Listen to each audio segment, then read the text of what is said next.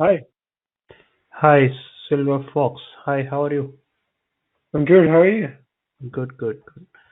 Uh, everything you are able to hear me? All good? Yeah, I can hear you all right.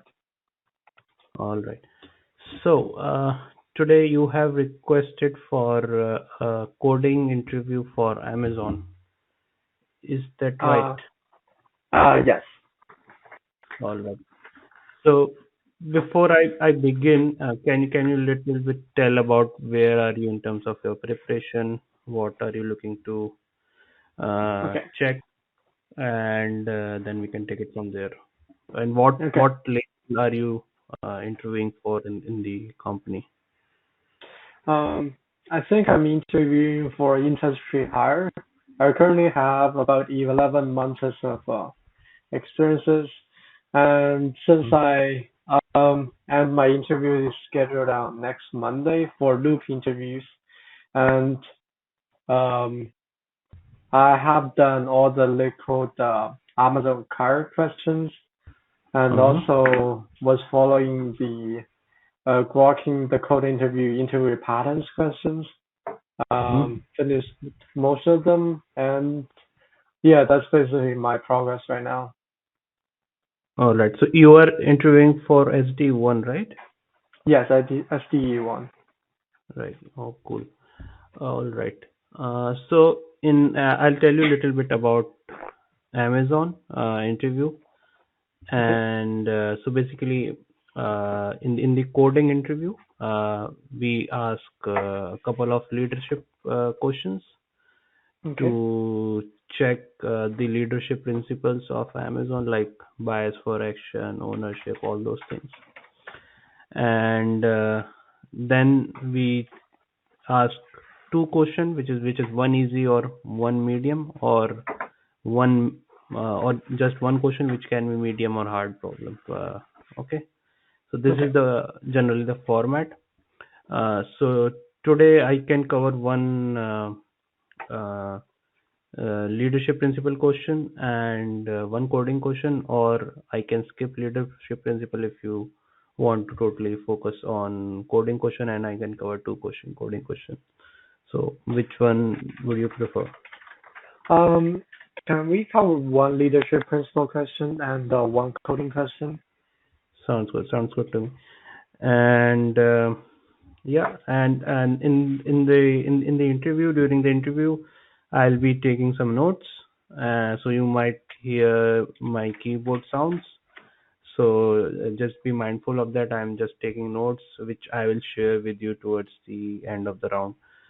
So we'll start the interview on the on the this dashboard on this interviewing.io platform, Okay. and in about 50 minutes, and towards the last 10 minutes I'll uh, give you some feedback from what I observe and things you can further improve, which will help you clear your interview. And if you have any questions after that, we can also take them. Does that Okay. sound good to you? Any Yeah. questions? Just before the interview start, you might hear me typing sound, but actually me and my girlfriend are in the same room, so it's my girlfriend typing. It's not me typing. I'm typing in the main way. So just to be clear. Sure, sure, no problem. Okay, thank you. During the interview, I recommend you give interview from a place where there is no other person, or a noise coming Yeah, I'll make sure for in the the actual real interview. interview.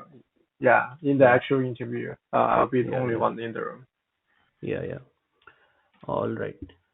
So let's get started.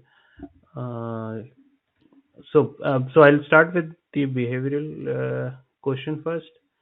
And so this is the actual interview starting now. So Okay. I want you to tell me about a time when you have worked against a tight deadlines and didn't had the time to consider all options before making a decision. Okay. Just me one moment to think about it.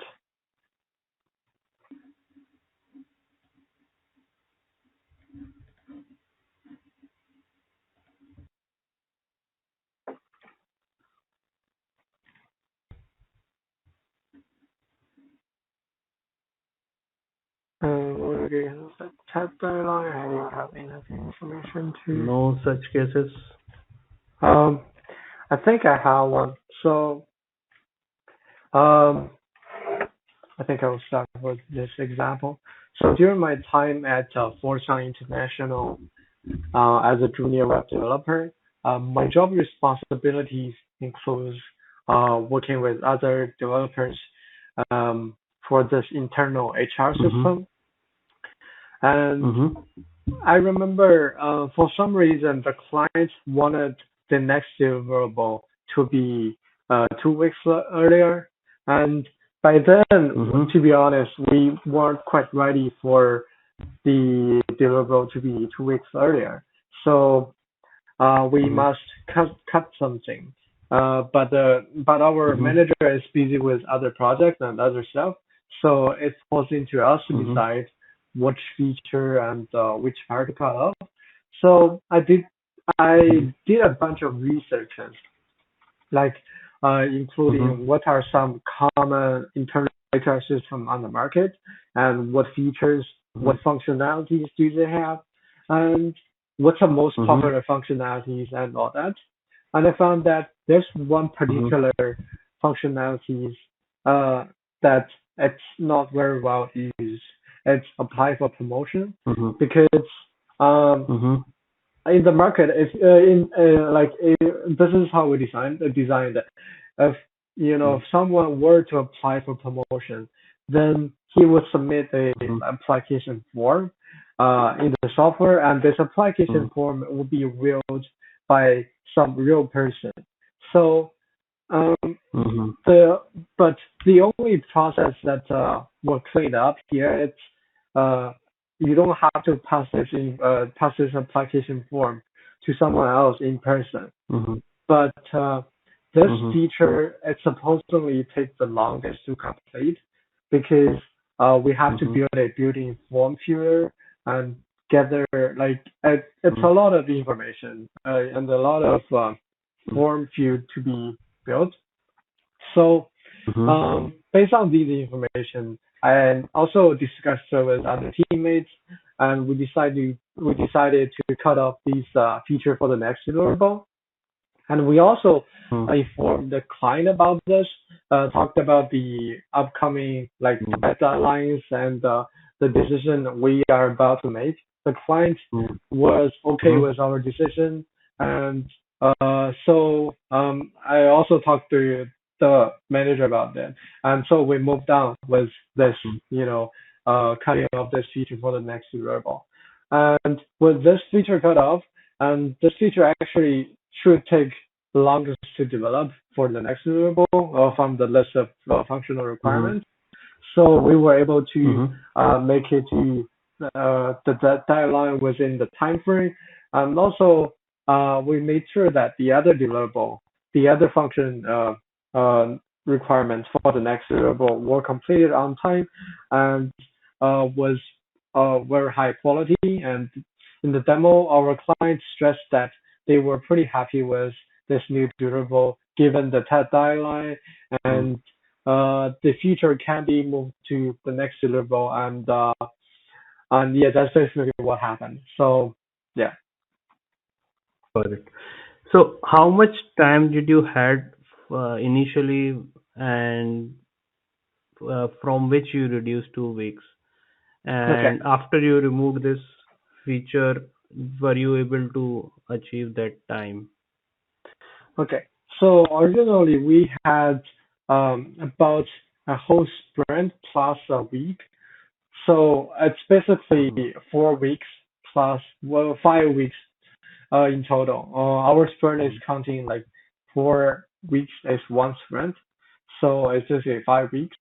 And with the notice received, we have to complete it by the end of the not the end of the sprint, but the middle of the next sprint because they were Mm-hmm. they were working on something that rely on this feature Mm-hmm. so that they need some buffer zone to test out our feature so that they could implement it in their feature. And how many people were working on this thing? About 5 to 6 developers. Uh-huh. And the who did the identification of the functionality that you mentioned, which was taking long time, is not needed in this iteration? So we have like for every functionalities, we have an estimate of its size and its estimate approximate time to completion. And so Mm-hmm. this is one of the longest from the initial analyze phase of this deliverable. So uh, this decision was made by our team as a whole. Like we talked about, oh, how long should we take to implement this feature? And um, so does that answer your question, or Got it. are you looking for other information? So yeah, no, I'm more interested. Like you mentioned, you guys knew this feature will take more time. So is it fair to say it was a collective decision to drop this decision and something you did not do individually? Um, I would say, I would say, the decision was collectively, but the information and then I took the initiative to because like at the moment no one really know what to do, and most of us are junior developers and didn't have much experiences in what to cut and what to keep. So I took the initiative to Mm-hmm. um uh, analyze this and do some research. Just because that if we keep working at the pace we were as before, we wouldn't be able to complete this Mm-hmm. deliverable on time and finish all the testing we were Got it. required to do. And anything, any learnings you had from this experience that you would take away so that for future instances, Okay. any learnings I you have? I think one important thing I learned is that in the future, no matter what I do, if I have a way to connect with a client, I would do so regularly. So that if they have any thought, any planning, and anything they would like to do, I would know right away instead of like this is when they are made this decision. We need to push forward the deadline by 2 weeks. So I think I would keep Mm-hmm. the communication channel with the client very clearly, and we will communicate on a regular basis, and so that we both know each other's situation and each other's concern. So I think Sounds that's good. one really important thing I learned from this one. And like I've even applied some of this in my current job. So I'll just talk about a little bit my current job. I currently working as Mm-hmm. a web development support engineer at one company, and part of my responsibility Mm-hmm. is to you know um, support customers in their technical requests, sometimes it's feature requests, sometimes Mm-hmm. bug report. Mm-hmm. And in my supporting duty and development duty, I would actively notify my customers, hey, how long this feature I've been working Mm-hmm. on that you requested will be probably to take. And if there's a problem in my development, like if let's say if there's a testing issue in our testing suite, I will let the customer know, hey, Mm-hmm. our testing suite is experiencing a problem, so this might take Mm-hmm. a few extra days to test the feature and merge it to the master. So I think this is the most Mm-hmm. valuable thing I learned, and I've heard a lot of positive feedbacks from this. I keep in touch with the clients. Got it. Got it. Sounds good. This is good. All right. So let's move to the coding part. You can select any language of your choice from the drop down, which Okay. says plain text, and then I'll put the question which you can work on. So, question is this. Uh, this will go and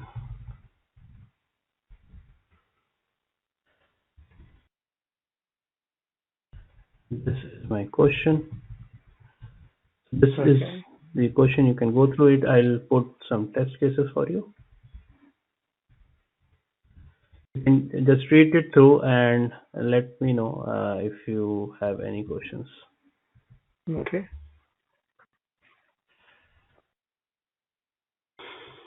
A, B, C, C, A. Carry sexualization cells, validation cells are already putting it. The same cell may not support them once. Okay.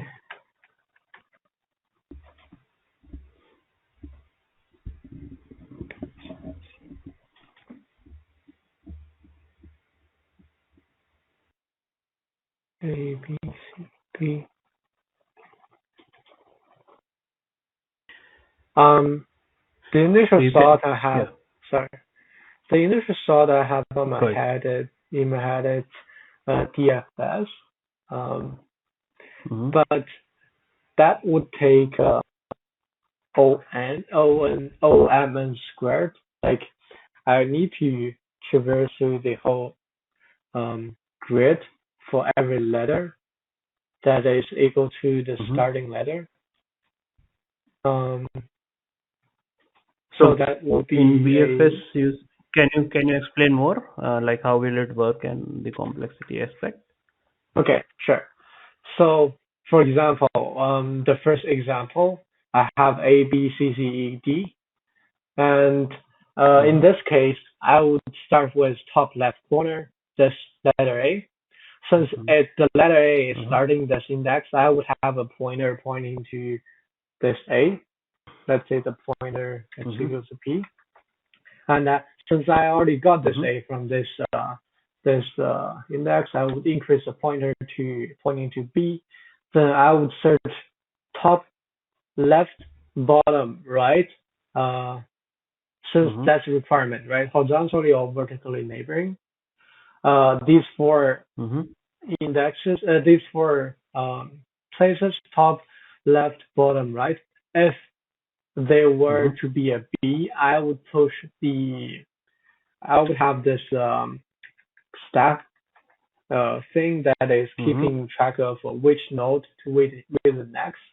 And in this case, I would have this the B, which is 0 in the 0th row and the first column, and the next one I'm using B. Then I increase the pointer to, since the B is equal to B, I increase the pointer to C. Then I check B's top. Since I comes from the left one, I don't need to check left. And then I do the same check here. And after I do the same check, I should have this C, this letter C grid in my stack. And then I do the same check, increase my pointer again. Right now I should have 1, 2. And what if you have multiple choices?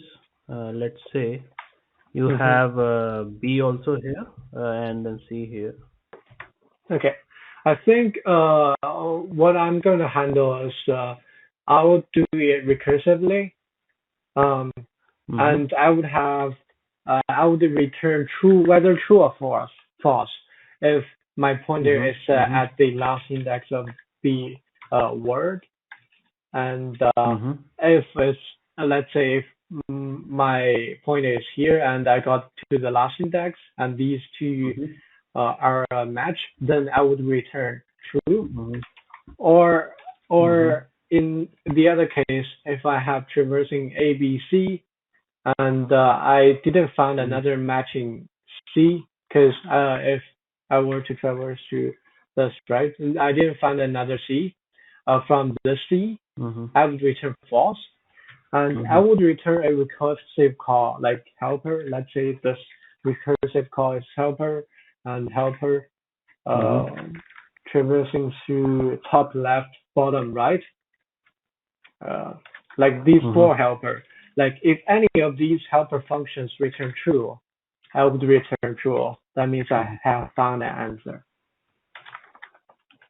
Right? Do you need 4 helpers or 3 helpers? Let me think. Um, for the first, okay. Hmm. I think for helpers. So let's say if this is not word letter A, it's letter F, then I need to Mm-hmm. traverse all the way through the grid, and to this element, I will start Mm-hmm. to expand. And this element has Mm-hmm. four neighbors: top, left, bottom, right. So I need Uh, to for helper function call to get top and bottom, and left, right. how do you ensure that you don't use same letter again? I think I would have a um, grid copy outside of the on the upper scope, Mm-hmm.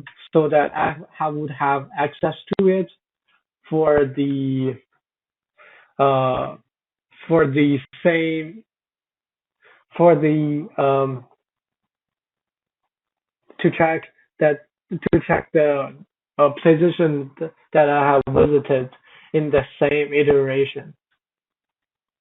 Like for example, for letter A, I would have this initialized. For letter B, I would have this, and I would keep tracking which position I have visited. Mm-hmm. Got it. Uh, okay. What is the time complexity of this approach that you have described? Okay, so let's say the Let me just say the grid is m cross n, and the word length is L. So give me a complexity in terms of m, n, and L. okay, so I think it should be m times L uh, uh, square, because what we are basically doing is from every position we potentially traverse through the whole board to find the word. The worst case complexity is this. And n so the grid is m cross n. So you don't want to use n, Oh, I'm cross and I thought it's L. Sorry about that. and it I'm doesn't depend times on word length. Are you saying? um Does it, the complexity not depend on word length? okay. Let me think. Um Basically, what you want to search. okay. I think it should, instead of traversing through the whole board, I think the length of word is should be time word dot length. Since we are approximately at most traversing uh, this word length positions. If Mm-hmm. the word length is like has 6 characters, then we'll traverse through 6 positions at most. But then you will also do branching inside recursion, right? Is it just six or more?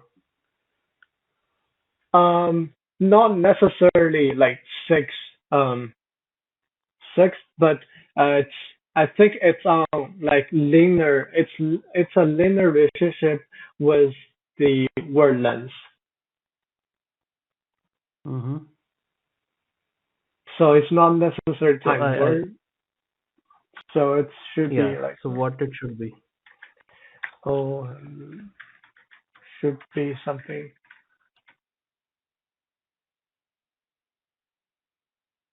like this.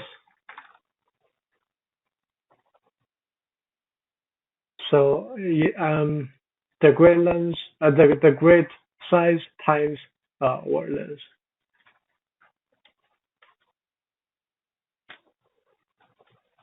Are you sure about this? I mean, do you have any suggestions? This is my initial thought for the Yeah. point we talked So about. for so you are saying you are iterating at the complete grid, and each point, in the worst case, you will traverse word length, right? I am Um, saying, will you travel word length at each point, or it can be more than that? I think For it's example, sorry. for example, like you have this ABC, ABC, and let's say you have all this C here, A, B, C, and then next is C. So you have C here as well, and then you have C here. So you have,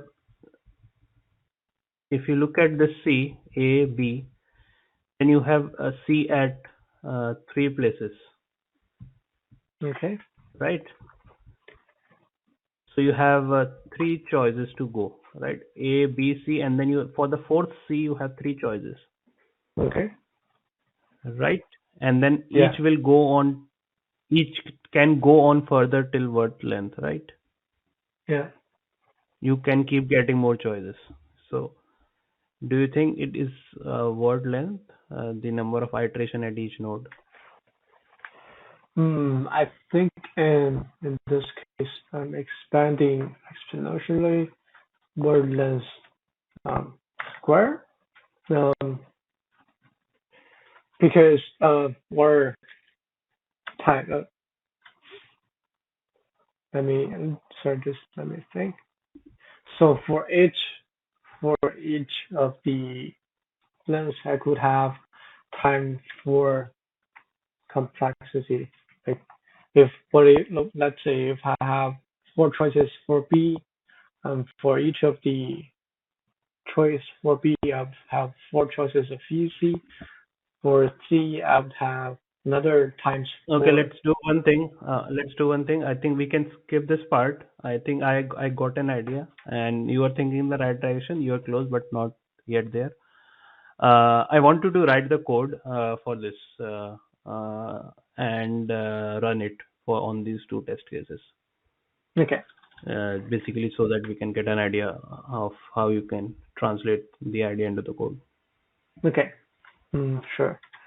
So I'll start by this defining function, mm, and I'll call it find word in grid, and it takes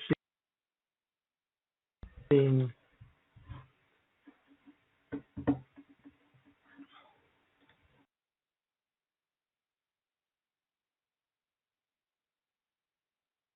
You there?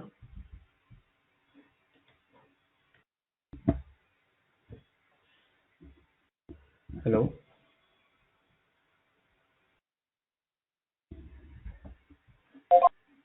sorry, can you hear me?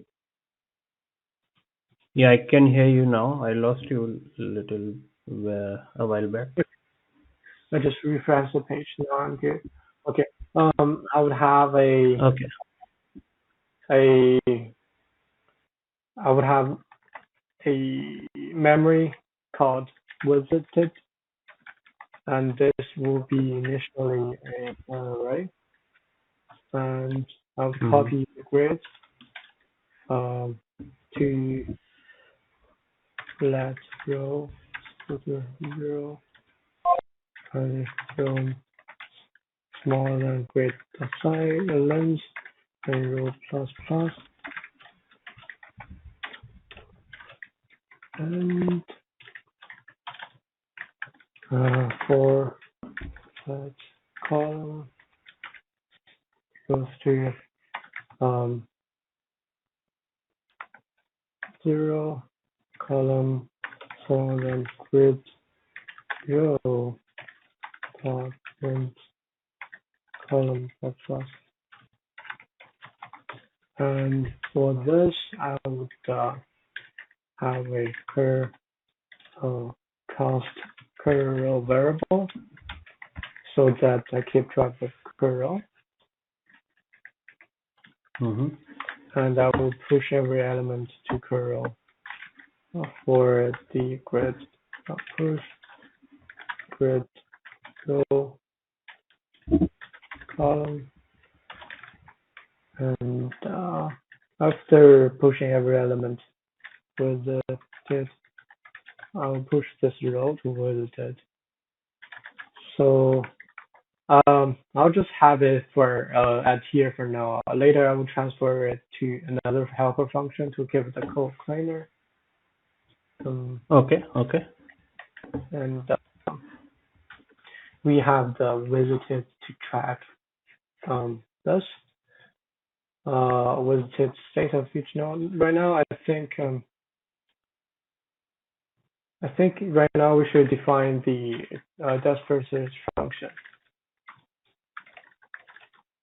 Mm-hmm. And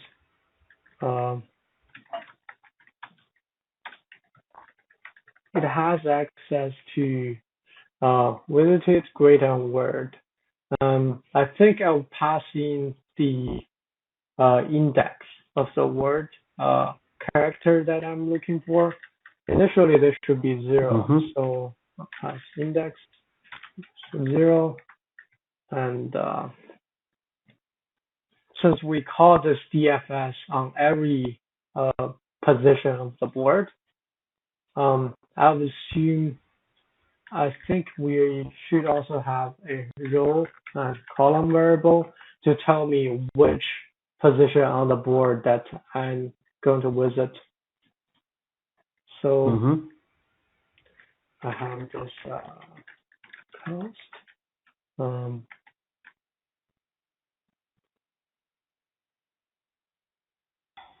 char in grid. So this basically grab the character of this specific row and column. The grid, row, column, and if this char in grid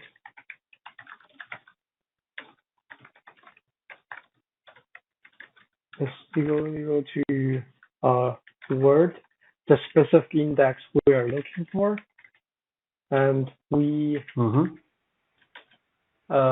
DFS on the top, left, bottom, right. So this is top.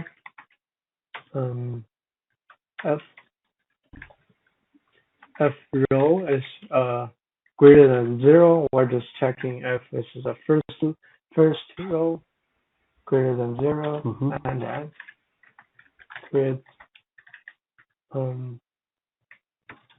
Okay, I think this is the only thing we need to check. DFS, and we call DFS here was DFS row -1. This is the top position. B passing. Okay, not actually not us. Should be us. We're not accessing the grid. Okay. And I think we will also need to return it somehow. But let me just finish traversing every position, top left and bottom right, and I will handle the return value later. So you also need to pass index to DFS. Oh yeah, sorry. So index +1 and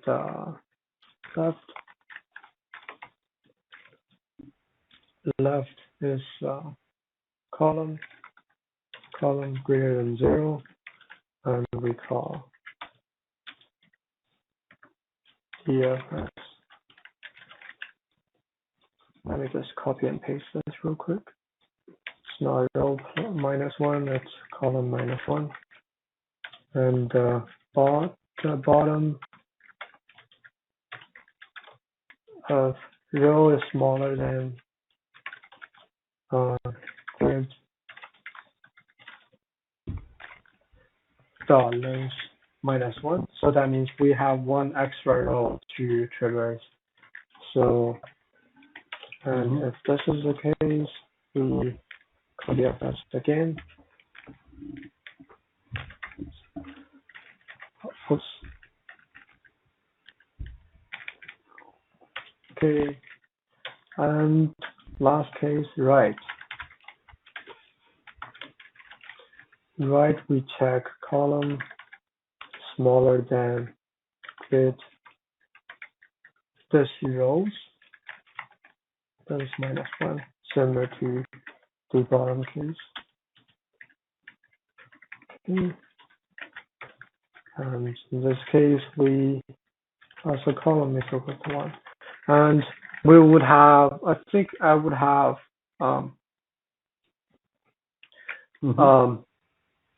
okay. So just give me one moment to handle where do I end. So, right. If index is equal to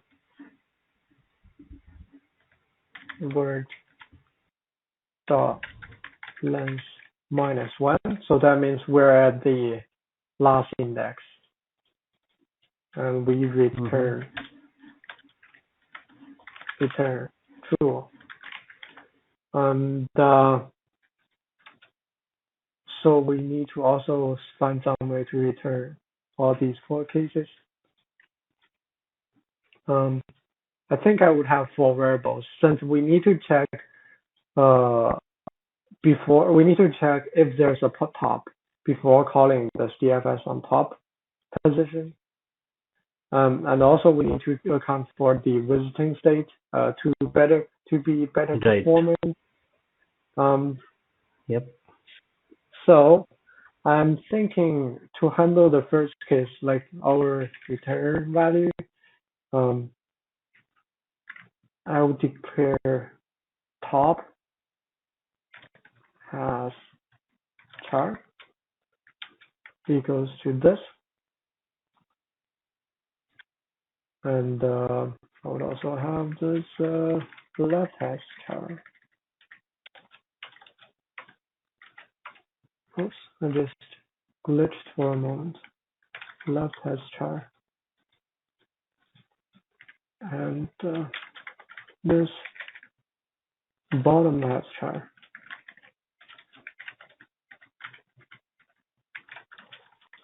And similarly,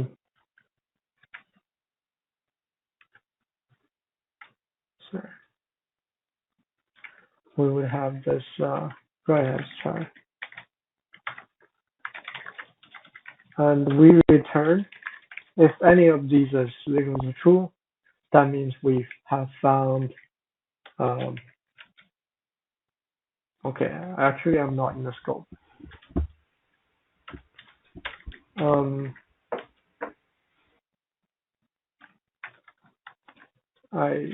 In order to get into the scope, I need to define all these on the top.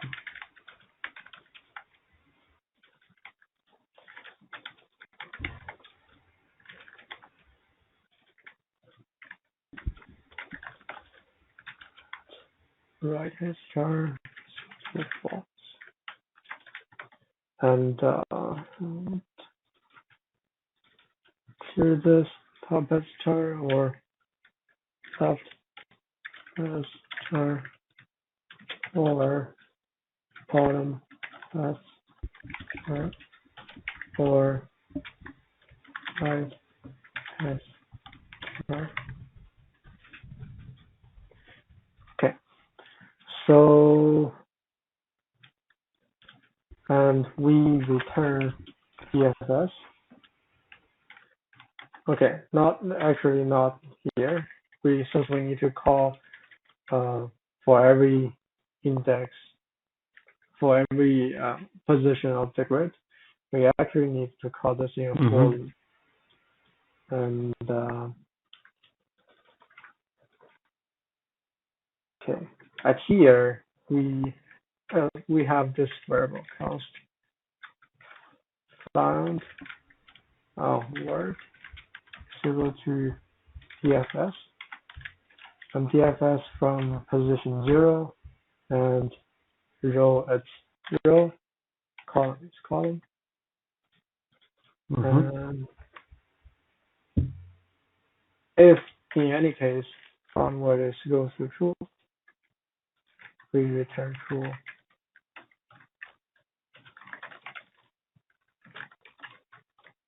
And if we traverse through the whole grid this many times still didn't find the word, we return false.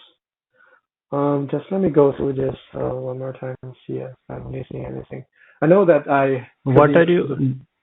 Sorry, go ahead. Yeah, what are you doing on line 45 with this current row?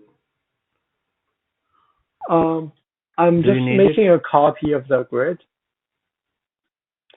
and like I said, I am making a copy of the grid and tracking the visited visited status.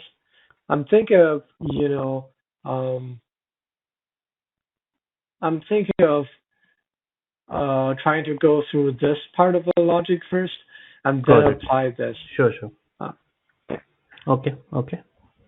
So from here we call DFS, row and column. We have this targeting grid. Of targeting grid is equals to the word index we're checking, and this is the base case. If we're at the last index of the word, we return true, and we check all this. Okay, I think now we need to handle this visited stuff, because, like you said, if we don't have this visited, we could go back and forth infinitely. Like if we have BC and CB, and we can go back and forth infinitely. Okay. I think we could handle it here.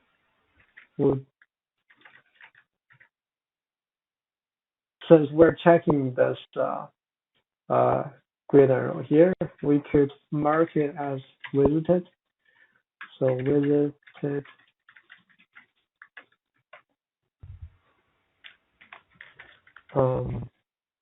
visited row and column. I think I would have 3 states. 0 means in this visited grid. 0 means I have never visited this position. Okay. 1 means I started visit. Like if I'm starting to visit a position, I would set it equals to 1. I'll set it equals to 1 here. And after visiting all these positions, I will set it equals to 2. So 1 means I'm currently visiting this position, and if I found a 1 again, that means I'm currently in a loop. And 2 means I have finished visited. I have done with this position. I don't need to consider this position anymore because I have exhausted every how visited all its neighbors from the upper from here.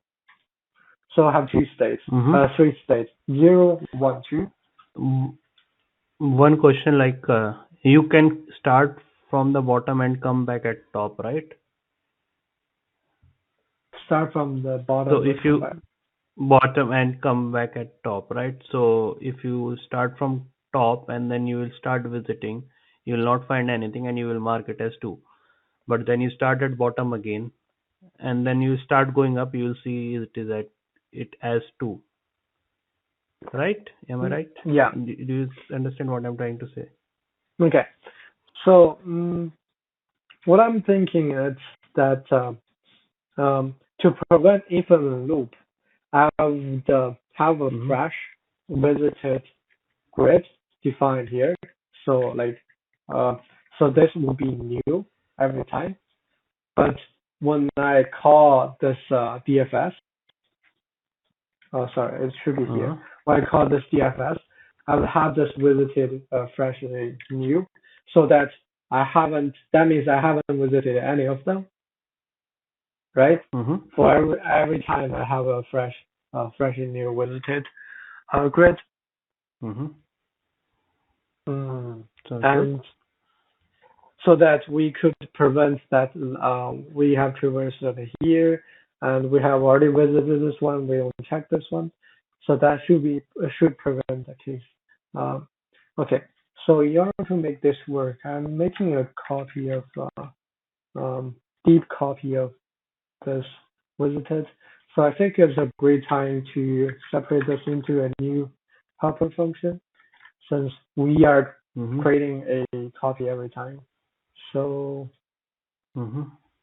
have this logic copied and copy make new with the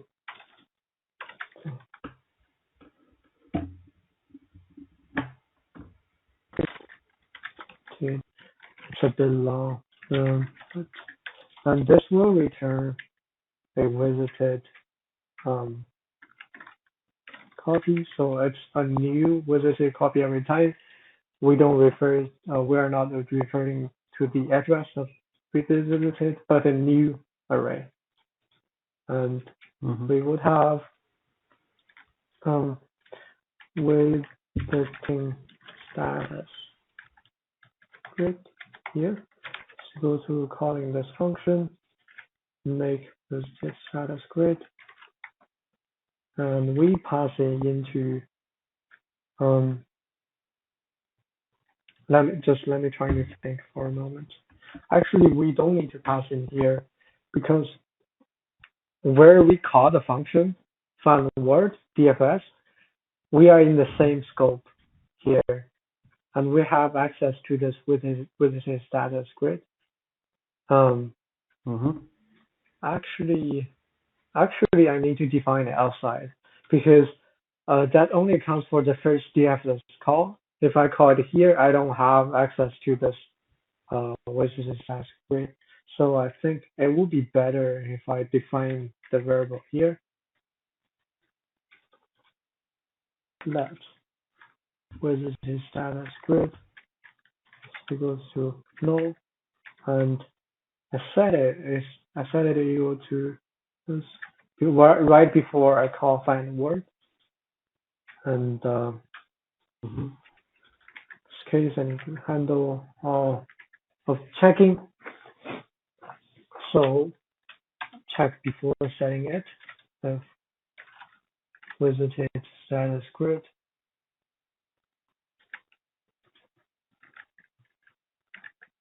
not equals to 0. That means we either are currently visiting this or we have done visiting Mm-hmm. this node, and we return false directly. We don't need to check.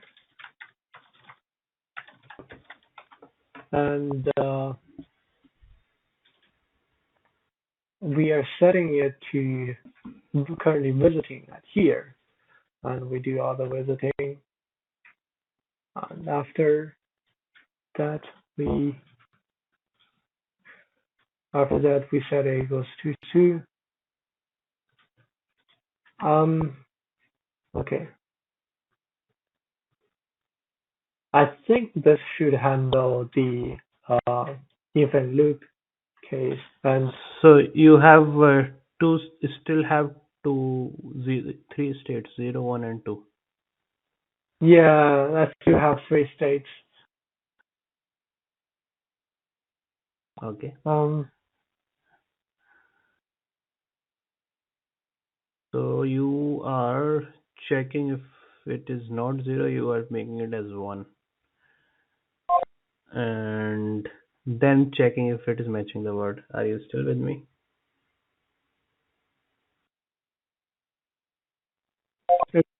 sorry, I'm back. It's I don't know what Okay, happened. okay. Connection. So that's what we're So talking about. I still have 3 I've states, right? Sorry. sorry, come again. Like you talked about, I still have 3 states, right? Yeah, Uh, yeah, yeah. Anyways, that's not a concern. On my one other concern is you are on line 61. You are visiting first and then checking, matching the word. What if it is not matched? You will still mark it as visited.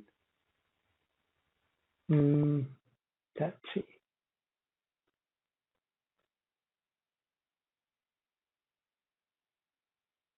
If it does not match it, wait,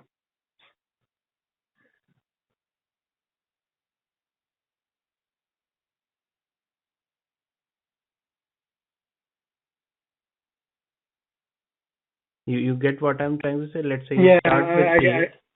yeah, I get what you're saying. I'm just trying to think, do we still need to check Yeah. it if it doesn't match? But I think you're right. I think we should set it here just because it doesn't equals to just because it might doesn't equal to this wording type, it doesn't mean that it comes later that uh, there's a case this position is equals to one of the index. So Right. Right. thanks for that. And in this case, we Okay. only mark it as visited if the index is equal to this starting grid. Okay. All right. You done? Anything else do you think is pending? Um, I think the code could be cleaner. I mean, like especially this part of the Let's logic. let's try to run this if see if it's working. Okay, sure. Uh, try to run this. Find word. Grid is equals to this, and word is equals to this.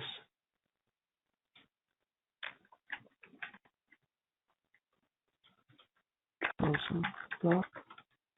Console logging this term value here. Okay. Okay. Let's change the F to A. A B C C A B C C. And the input grid also needs to be changed. A B C C E D. I think A B C. Yeah, A B C C. Yeah. Yeah. Let's run it now.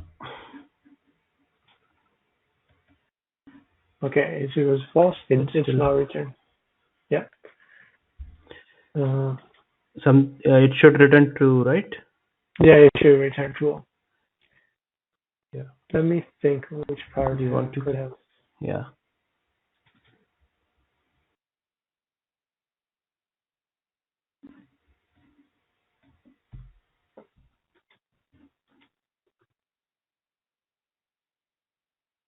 Let me just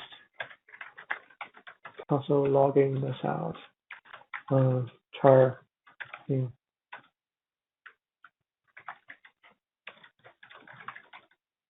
And the word index I'm checking. Maybe also row and columns as well.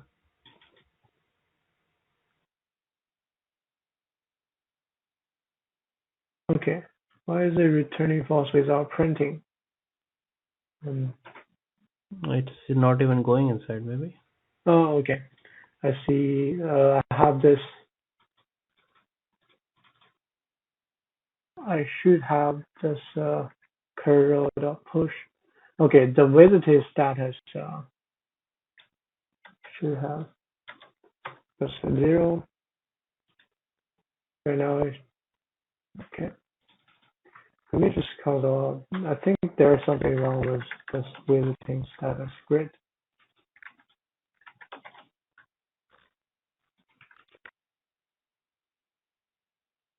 Okay, it's a circular. Strange.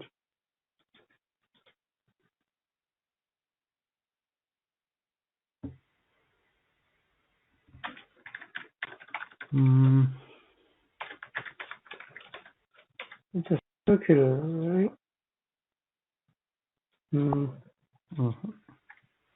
Okay. Maybe you want to print line 58, 59. What is happening? Is that condition fine?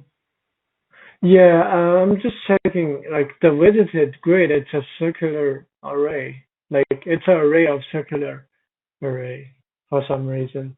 The visited status should be a grid of filled with zeros, right? Yeah. Let me just. Okay. Okay, I see. I see. So I made a typo here. Visited push. Right now we should have. Okay, we're returning true. Okay. Okay, cool. Awesome. Can you run the other case? The other case, yeah. The original case. So let me just copy and paste the original grid here. PCCE.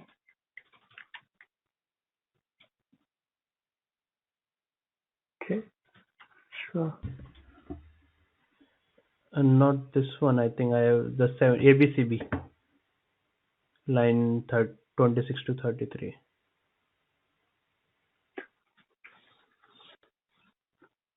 Oh, okay.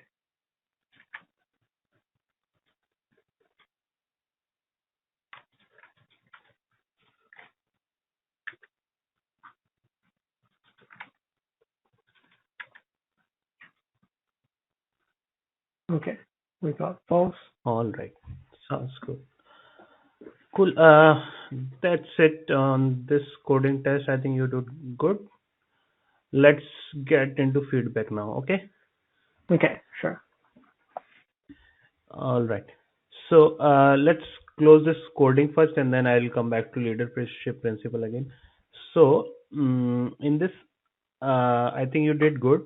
You have a working code at the end of interview, which is really good, and it matters a lot to have a functional code ready. So you are able to take the hints, fix your things, and which is really positive. And I see your code. I'm happy with the structure of your code. You have functions, and the structure is fine. You are using the right construct. Functions names are good, and the and then and so that's about the good part. Now, few concerns I have. One is Okay, complexity. The complexity which you described mn into world length of power 4 is not actually correct. So think of, so at first point you will have four choices, but after that you will always have a three choice. okay, And so you can look at it as ternary tree. So basically, like binary has two nodes, at every point you will have three choices. And in worst case, you will do 3 raised to the power L iterations from each node. So it will be 3 mn into 3 raised to the power L, where L is the word length. So okay, complexity analyzing, you were reasoning right when I was uh, giving you hints. You were thinking right, but you could not reach the right complexity in there. So that was is the little negative. I know it can be confusing, but it's a minor thing which can make us interview from strong to like average. So I'll just take it like that. okay, And then in the coding part, the implementation is good. It was, but one thing as an improvement which I can suggest is you could implement this without using visited at all. So how why do I say this is you can have some iterative implementation where you have in the stack from where you have the nodes you have visited so far, and you okay, can keep that in your memory, and basically visit only those which are you have not visited so far. So you can look for this implementation. So this is a very popular question. So it's optimization over space complexity. Here you are okay, creating a lot of visited metrics. So other than that, I don't have anything. I think overall you did good in coding. Now coming to the leadership principle, I asked you basically an example where you had tight deadlines and didn't have the time to consider all options. okay, So there, I think you were good, but again there are few improvements which I can suggest you. So it was not coming out clearly. Like what was the initial timeline was. I had to probe you on that, and what was your impact. I had to okay, verify you guys. So when you basically answer these type of questions, look at stressing on what specifically you did and what result came out of it. So you might okay, have heard of star technique. Basically you elaborate the situation and then what actions you took. You can mention the teams, but you have to stress on what you did as well, very clearly. And then in the end, what was the outcome? So that's how basically you approach these questions. So Okay. try to stress more on that. And the learning parts, where you suggested talking to clients more, that was good, positive, and that was a sensible thing to do in the situation that you described. So that was good. Overall, if I was an Amazon interviewer interviewing you for SD1 role, I think you meet the bar. I Okay. will sort of uh, uh, basically pass you for this round, for the coding round. And so that's the overall thing. So few improvements, the feedback what I have just said, I will write it down and then send it to you. Okay. So on that, like complexity and maybe presenting your case little bit strongly, that you can keep in mind and work on. And yeah, that's pretty much from my side. Any question you have? Okay. Thanks a lot for the feedback. It will really help me. Um, I think I have one question because uh, there are a lot of leadership principles, like 14 in total. What do you think are the most important leadership principles for developers in general? So for developers, I would say bias for action is good, and then ownership is important, and customer success is important. So these Okay. are the three I think which are most frequently asked for, like SD1. Okay. Things like are write a lot, have backbone. Those you can ignore. Those we generally ask for senior folks. Okay. Uh, Other than that, I don't remember all of them on the top of my head, but I can quickly have a look. Just give me a moment. Okay. Uh, and tell you. Okay, just let me fetch it. So you have a write a lot, the which you can ignore. Bias for action is important for you. Customer Okay. obsession is important for you. Deliver result is important. Deep dive is important. That's four. Untrust is not that important. It can be asked, but I think it generally people don't ask for SD1. Frugality is not important. Have backbone is not important. Hire and develop the is not important for SD1. Insist on higher standard is not important. Invent and simplify is not important. Learn and be curious uh, can be important for SD1s. Okay. Ownership is important. Think big is not important. Yeah. So I think I've told you five, six maybe. Ownership, learn and Okay. be I see. curious. Then you have Deliver earn results trust, and not earn bias trust. for. Sorry, dive deep, dive deep. Customer obsession, bias for action. Okay. Thanks a lot. Yeah, these, Um, yeah, these you can focus on more, but don't skip others. At least read about them little bit, but focus on these more. Basically, have an example to demonstrate these leadership principles. okay. I see. All right. I think that's Okay, all my questions. Thanks a lot. all right. Nice talking to you, and wish you all the best. Do good, and yep, that's all. Thank you for your time, and thank you for interviewing with interviewing.io. Thank you. Okay. Thank you. Bye Have bye. a good rest of your Have a day. good day. Bye. Yeah, bye.